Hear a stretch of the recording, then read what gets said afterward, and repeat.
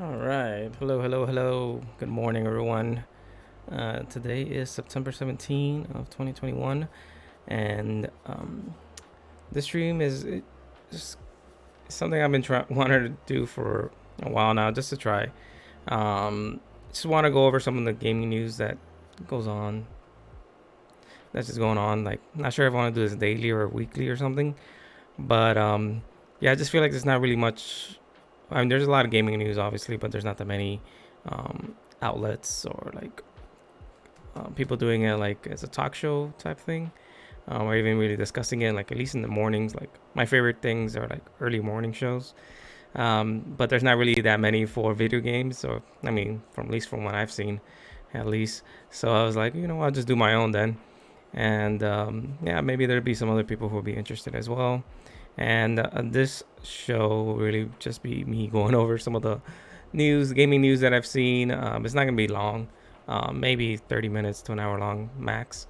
Um, and I just found some gaming news, like reviews and stuff, that I just want to share and talk about really. So like again, not sure if I'm gonna make this daily or weekly, but for now I'm just trying it out, feeling it out, and see how it goes. So hopefully, there'll be some people out there that like it. The good thing is that Twitch also archives your streams, so if someone doesn't get the time to really listen to it in the morning, they can listen to it later in the day if they like to.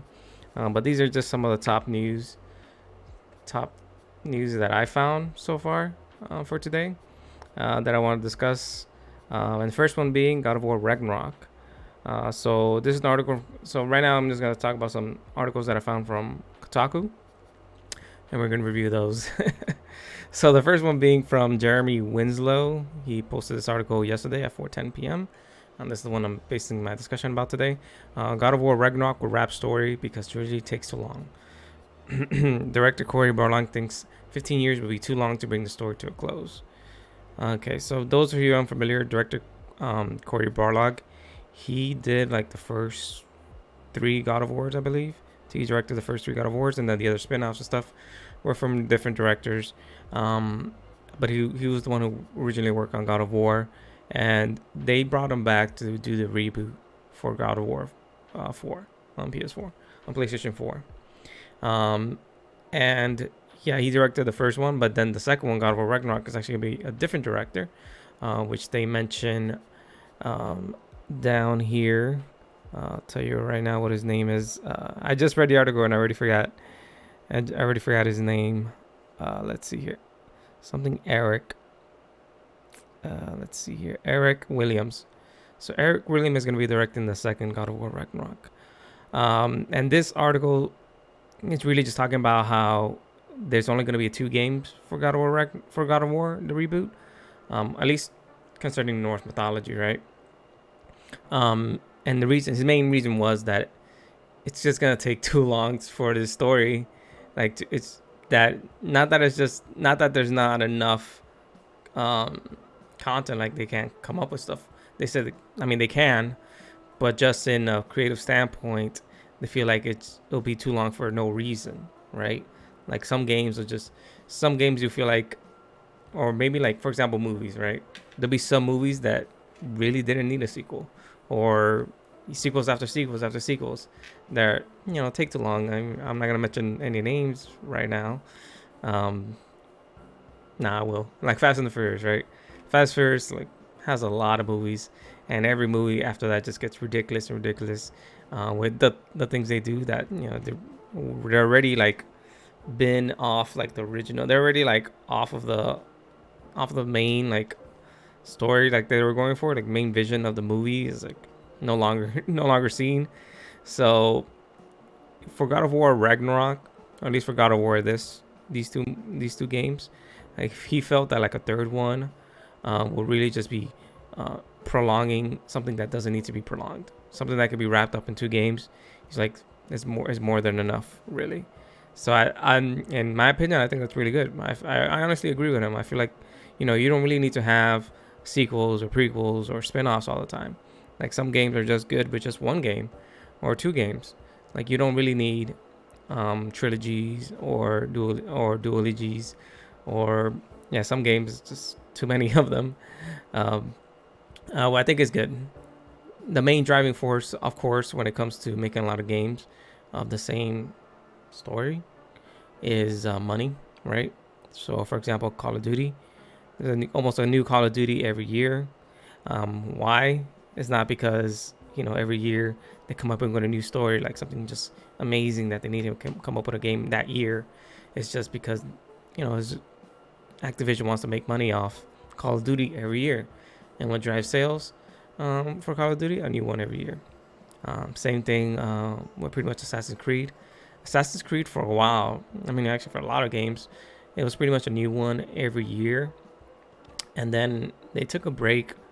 And they started taking breaks actually, like year or 2 years between, because they noticed that the quality of the games was declining, and that's really because they were trying to push out a game every single year, which it's honestly an incredible feat, because some of these games, like they take a lot of work.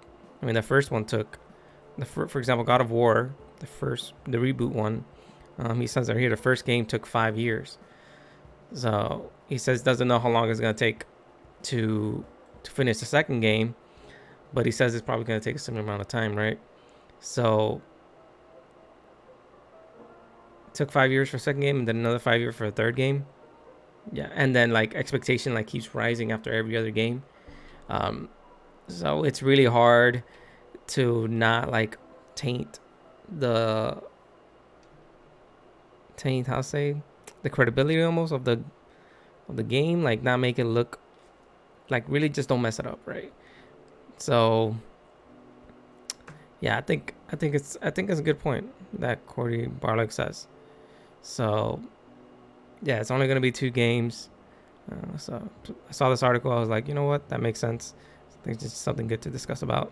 But some games are good with trilogies, like you need trilogies. Just like some movies need trilogies as well, like that need to be like 3 hours long and whatnot. But yeah, let's look at the comments while we're here. This guy right here says, "I wish the producers of Terminator movies felt the same way."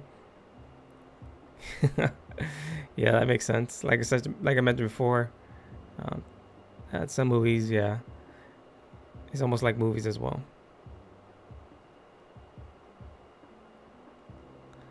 Some speculate, like this guy right here, Cybex, that that they might be Egyptian mythology after the Norse gods, which makes sense. So if you never played God of War on PS4, I'm not gonna go into any spoilers, really, but they do tease like different realms, almost like different realms. Like there was the Egyptians, and there was the Greek gods. Obviously there was Norse as well. There was also those other ones as well, but I forgot what they were. But yeah, apparently, you know, Norse is not the only one that they're gonna go to explore. Maybe, who knows? Let's see here. So this guy is a lot. Rockstar with GTA. GTA is funny because recently GTA 5 has come out like, what is it? Like 5 times? Or no, first, second, not third. No, like 3 times. I want to say 3 times already. GTA 5, the same game, has come out 3 times already. So, yeah. But GTA is different though. Every GTA is a different game though. It's a different story. Yeah, it's same like mechanics and stuff like that. But just like a different story, different main characters. It's never like the same guy. Not that I can think of. Maybe like some of like the spin-off ones, like Liberty City Stories or Vice City Stories might have the same character. I don't remember right now. But yeah, it's different though. All right, let's jump to the next one. So the saga behind this one's the saga behind the new PS5 Heatsink explained. Looks like the new PS5 smaller heatsink isn't a big deal after all. All right, so basically So there's two different models right now with the PlayStation 5 out. The first one being the launch models, the 1000 CFI 1000 series, and then there's also models right now that are coming out, which are the CFI 1100 models. So the difference between those two models is that the newest one, the 1100 ones, those weigh less, and the reason for that is because it has a smaller heatsink. So they tore it up, and turns out it's a smaller heatsink, and they added some other small hardware changes, but the main one that the reason it's lighter is because it has a smaller heatsink. If you haven't seen the heatsink for the PS5, let's see if I can just pull it up really quick. PS5 heatsink. So let's see if I can go put it up on Google real quick. So this is a good one, right? Perfect. This is from The Verge image, right? So on the left side is the at launch model PS5 heatsink, and then the right side. Oh wait, it's like you guys. Let me see if it. Perfect. Here we go. So left side is the launch model PS5 heatsink, and then the right side is the PS5, the newest model PS5 heatsink. So the difference you can clearly see is that the launch model has a way bigger one, while the newest one has less fins, less copper, like around here. Like this doesn't even have, pretty much has no copper. And the main gripe right now with it, well, the main concern was that it was gonna get hotter, right? So smaller heatsink, less metal to disperse the heat, and thus the new PS5 will get hotter. And technically, yeah, it does get hotter, but not to the degree of that'll hinder performance in any way, really. And people from Digital Foundry and Gamer Nexus is this tech channel on YouTube that really breaks down technology, mostly PCs, but they actually did it for the PlayStation 5, where they ran some tests, and they didn't see any like significant anything significant in terms of heat ranges where it hindered performance, like I mentioned before already. So they did their tests with Digital Foundry, and they concluded that it doesn't really matter that much.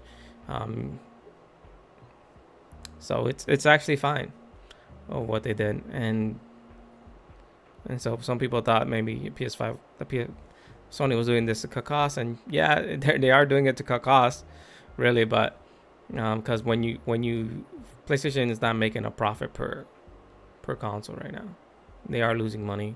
Same thing with Xbox, I believe. Eventually, though, it will turn a profit. That's normally how it goes when they launch consoles. But yeah, that's news for that though. So don't worry if you get a PlayStation 5 now. You don't have to worry about the heat that much. It's not a big deal. It'll be fine. Believe me, if it was a big deal, I feel like Sony would have recalled those PS5s, but it's not.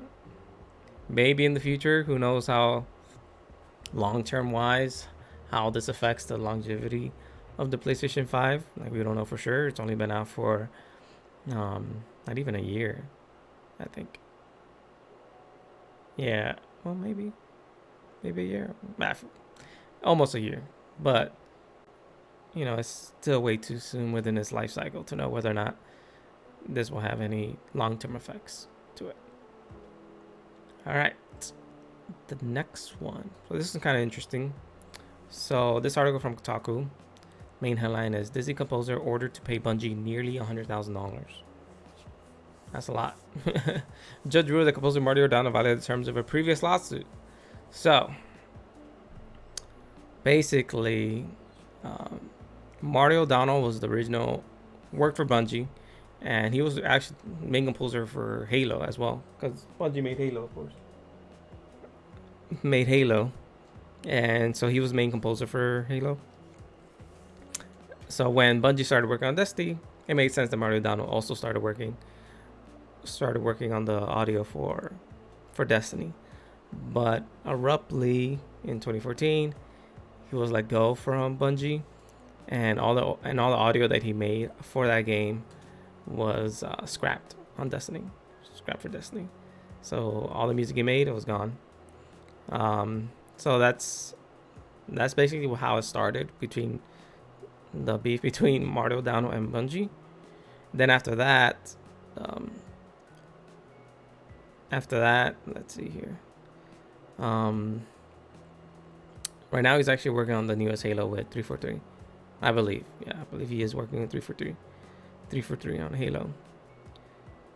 So after that, when he got fired, he's actually sued Bungie, and Bungie Bungie lost that lawsuit. And part of the lawsuit is that obviously Bungie had to pay Mario Dano, but also Mario Dano had to give up all the audio that he created for Destiny. For Destiny, like all the music he made, every clips, all that stuff he made, he had to give it up. However, this year, I think it was, no, in 2019, it says right here. In 2019, Donald, for some reason, started uploading some of those songs that he made for Bungie on YouTube, and that's violating the lawsuit that he had. And he shouldn't be doing that. So he had to remove all those. So eventually he got in trouble, legal troubles, and he had to remove all that. And now it turns out he has to pay almost $100,000 to Bungie. Yeah. So, I mean, I understand how you, knowing, I mean, you were part of the lawsuit. How could you just start uploading songs that you know you're not supposed to be uploading? Even if you're the composer, I mean, that was part of the lawsuit. It was part of the terms and stuff. You shouldn't be uploading the songs. You shouldn't be. That's violating those terms and agreements.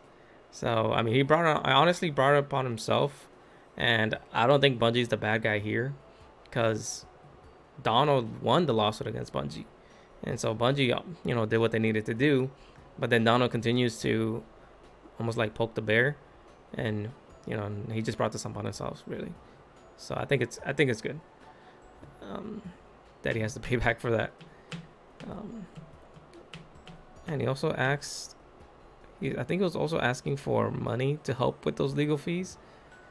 Let's see here. Show his account. Papa.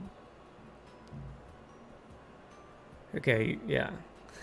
So he's asking people to purchase a soundtrack to help with the money of huge legal bills. I mean, come on, man. How can you do that? You should know better, man. You should know better. But oh well. All right, let's jump into the next one. Okay, so this one, I saw this article from Kotaku. PS5 update about quietly fixing Kong's most annoying problem. So I feel like this is very nitpicky what they're talking about here. So if you just look here for this article from Eri Nortis, I didn't mention the last one. Brian Ashcraft was the one for Destiny. Eri Nortis, he wrote, you no longer have to see the damn screenshot icon, which is this one right here. Like if we look at this image that he has right here, these two right here, when you take a screenshot on the PS5, it has like this little icon. But I feel like he wrote a whole article just about that little nitpicking stuff. Like, I mean, who really is taking that many screenshots that they're complaining about this little icon, right? Probably the person who people probably take that many screenshots are people who are actually like maybe do game reviews, maybe. I don't know. I feel like, I mean, it's not even part of the screenshot. When you take a screenshot, you don't see the screenshot icon though, right? So, and if you're playing the game, it's not like you're mashing the screenshot button all the time. Normally you take a screenshot when you find like this, for example, this scene right here, his own picture. When you found like a very chill place and you see like a really cool lighting, the character's cool there, you take a screenshot, done. But not when you're like playing the game, like when you actually have to do something. So I just think it's very nitpicky article, and I'm very nitpicky right now about what he's talking about. I just don't think it justifies uh, an article really. But now you know. In the PS5, that the screenshot thing, the screenshot icon, you can apparently turn it off. Right? Display safe comfort. So you don't have to worry. You don't have to worry about that icon anymore if you have PS5 and taking screenshots. All right. This was kind of cool. So this one's article by Ashua Corbett. So YouTube Duo finds $100,000 of vintage games in hoarder's abandoned house. So I already read the article, right? And here they have some clips about what they found. So apparently there's these YouTube channel. He mentions it here. There we go. Cheap finds gold mines. So apparently they go to Goodwills and yard sales and places like that to find things that they can, resell, right? That's normally what people do when they go to those things. Except for Goodwill, some people actually buy because they need things. Goodwill is good. I think it's good that people go there. And these people, they actually found this hoarder's house, and they found like a bunch. Obviously, there's a bunch of roaches and like really disgusting in there, but they found like boxes of sealed games, like really good games, and boxes of like unopened and open games as well. So most of those sealed games, like some of them are really in good conditions because they're sealed and they were in boxes, as you can see from the clip, and they're worth a lot of money. Apparently, according to this article, based on everything they found, it's around $100,000 in worth $100,000 worth of things that they found. And here they said here from the article right here, the duo told Kotaku that the total value of the newly earned gaming collection was around $100,000, which cheap fine gold mines took home $20,000 after splitting the fine with eight other resellers. Yeah, so that's pretty good. That's $20,000 on games. That's a lot of money, right? So I think the takeaway from this article is that if you go to a Goodwill or a thrift store, you might find something good there. Take a look. Maybe you'll find a game that's they're selling for $20, but it's actually worth like $100 on eBay or something. Yeah, so take a look. Go to yard sales and stuff. Maybe you'll find something there that's worth a value. I think it's good. Some of this stuff like could have gone straight to the trash. Like they could have gone for example, this hoarder thing. They could have called 1-800-JUNK, and all that just ended up right in the trash instead of some collector's shelf. Lost money there. I think it's pretty cool. Let's look at the comments for this one. So let's see what some people have to say about this. Excuse me for my cynicism, but this really feels like those shows like Sword Wars, which was pretty staged. Just having sealed games and if that feels really clickbaity.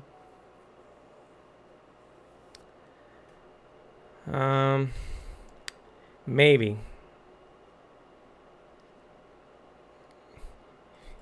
I mean, is it fake? Maybe yes or no. I feel like it wouldn't be fake though. It's kind of hard to fake it. I feel like this would be hard to fake. I feel like it will be hard to fake. Not that it's hard to like plant stuff on it. It's just very strange. It's just very strange to try to come off as being authentic, right? I mean, to fake to be an authentic stuff. Like, what would be the motivation from that? Yeah. Nah, I don't think it's fake. I think it's real. Yeah, because if you ever seen Hoarders, have you ever seen any shows from Hoarders, any episodes? Like people there like store a lot of stuff, and then like once they like fill up a room with stuff, like they never go back in there ever again.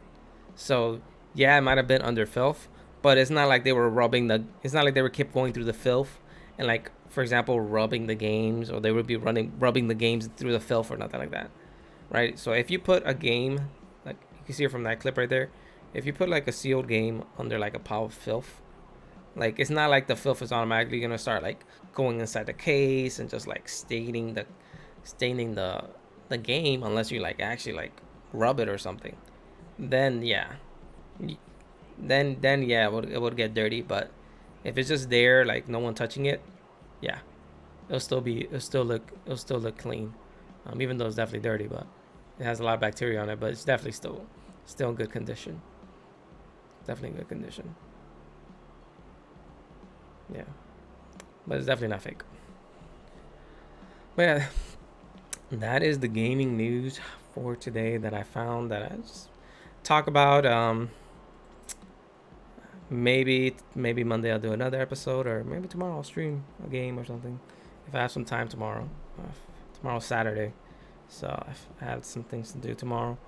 But yeah, hope you guys like this stream. If anyone's watching, right, which is fine if no one is. It's just really more for me. Things I'm trying out. I'm not sure if I'm gonna put this up on YouTube. Maybe. I feel like I was gonna put it on YouTube. I would have to pretty much break it up better. But I don't know. We'll see. But yeah, thank you guys so much for watching. Um, if you have any comments or anything like that, you can definitely go to a YouTube channel and put them there, or even leave them in the channel somehow. But yeah, thank you guys. Catch you guys on the next stream.